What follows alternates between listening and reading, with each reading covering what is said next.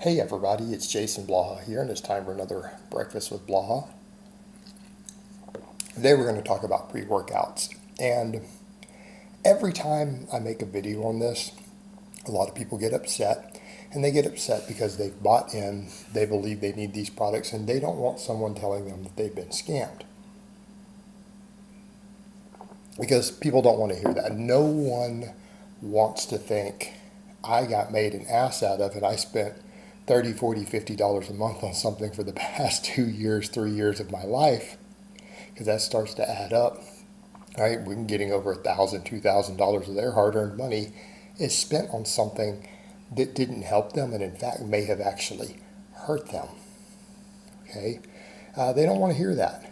And in fact, a long time ago, when trolls got a hold of my phone number, one of them called me on the phone and he got in a fight with me over pre-workouts. And he tried to argue with me, well, some of us work for a living and we don't just sit around and lazy and we might need that pick me up.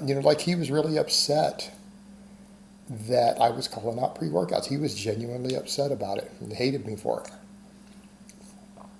That was his biggest beef with me, apparently. It really upset him. But the truth is, when you look at the data, there hasn't been much data on pre-workouts because there doesn't need to be. There's only been one really large study on a really popular pre-workout that's actually been banned now because it was potent. You can't even get it anymore.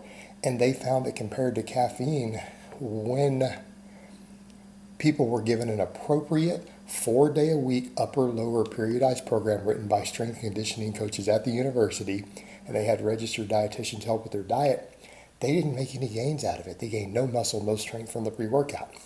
Now people say, but I'm not taking it to gain muscle or strength. Well, do you know how stupid that is? Think about how stupid that statement is. You're taking it, expecting it to not help you get muscle or strength. Well, why are you spending $30, $40, $50 a month on something that's not going to help you get gains? It's to give me a good workout. But the research shows that it didn't improve their workouts in any way that gave them more gains. Okay, do you see where we're going? And this is a problem that influencers in the industry create, and then they sell you the solution. Okay, they sell you the solution. How many of the people out here who push pre-workouts write 5-day, 6-day-a-week training programs? It's your big giveaway. What do I put out? Usually 4-day, 3-day for ranked novices, 4-day programs. What you see me do. It's what I give my clients. It's what I generally do personally. Okay, 4-day-a-week upper lower. Just like the strength and conditioning coaches gave these college students at that study. 4-day upper lower. They put them on a body part split oftentimes. 15, 20 sets per muscle group in one workout. Well, what do we know based on research? That causes less muscle growth. Hitting a muscle for 15 to 20 sets, like hard working sets, and a single workout has been found in multiple studies to produce less muscle growth than doing 5 to 10. Okay, and I'm not saying we can't go a little over 10 sometimes for some muscles. You need to be very careful about it. They're giving people 15, 20, and then they take a whole week off sometimes for hitting the same muscle again, right? Or then this will be a 5-day split or a 6-day upper or lower, a 6-day push-pull legs. Why do you need to lift 6 days a week? You could be doing conditioning work or something with those other days. So people are coming in always tired. They don't get enough days off from real hard training. Giving people poorly written, poor fatigue management programming that oftentimes has too much volume per muscle, per workout, again, causes some serious fatigue issues. They're only giving them 1 or 2 days off a week from actual training. Yeah, and most people following this stuff are not professional athletes who are sleeping 10 hours a day and have perfect lifestyles, perfect nutrition and dietitians and massage therapists and everything else. No, these are average Joes who oftentimes go to school full-time, work, things like that, train that way. they struggle with recovery session to session. Okay, they're entering workouts fatigued. You do that while you have a full-time job, and that's exactly what's sold to people. And that's what the one guy got angry at me about. Well, I work for a living. Technically, I do too. Run 2 home businesses. My work week is not 40 hours. It's more than that. But that aside, so then you're more fatigued, you're tired, and then they sell them the solution, the pre-workout, to pump them up to get to the gym and train. That's not a fix. Here's the problem. It's going to push you further into not recovering. You're going to have more DOMS. You're going to have more fatigue. You're going to reach burnout quicker. And it's not overtraining. People need to understand the difference. The difference between overtraining and poor fatigue management.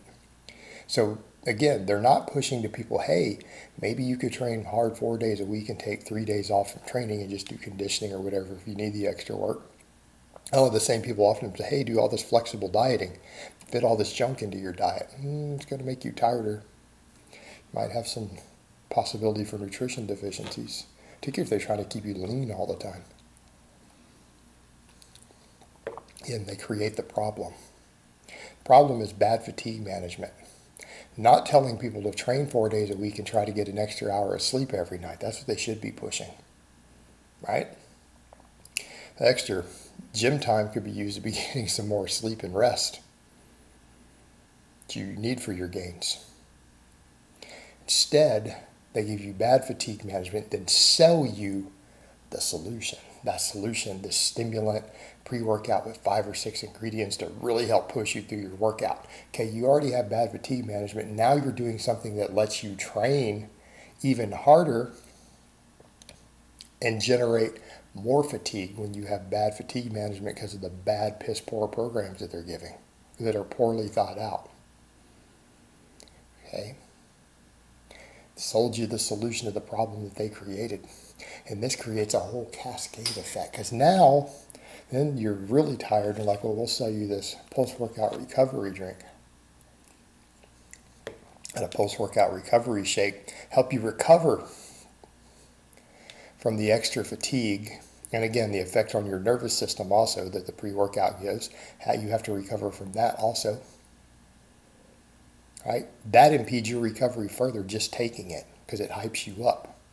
You have to recover from being hyped up. At its own separate recovery, separate from the work done. Okay. Then the other problem, well, now you're wired up. How many people are training in the afternoon? You're not training 5 a.m. before they go to work. Training in the evening, afternoon. Most people train in the evening. That's when you look at gyms. When are they packed? In the evening.